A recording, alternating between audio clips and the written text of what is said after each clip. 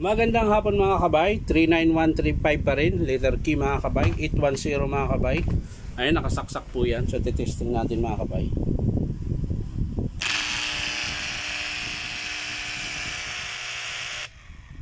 Iba po yung under mga kabay, umuugong. Ayan. Mabagal din po yung ikot, so titingnan natin mga kabay kung ano sira. So tara, samahan nyo. So yan mga kabay, nakalas ko na po yung screw. Ayan. So titingnan natin mga kabay kung bakit siya umuubo. Ayun, sunog. Sunog mga kabay.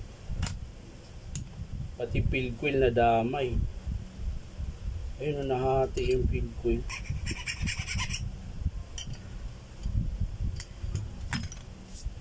So yan mga kabay, kaya po siya umuugong na lang mga kabay dahil sira po yung nag-short po yung armature. Ayun sa inyo mga kabay. Ayan po.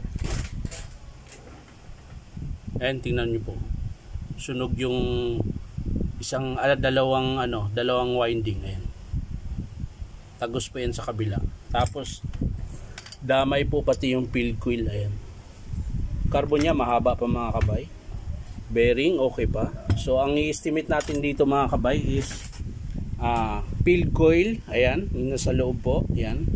Tapos yung armature. Pinion niya mga kabay okay pa. So yan lang po ang estimate mga kabay. Di ko na ipakita kung paano buuin. Papakita ko na lang mga kabay kapag in-approve ng customer. So yan lang mga kabay. Maraming salamat. Bye bye.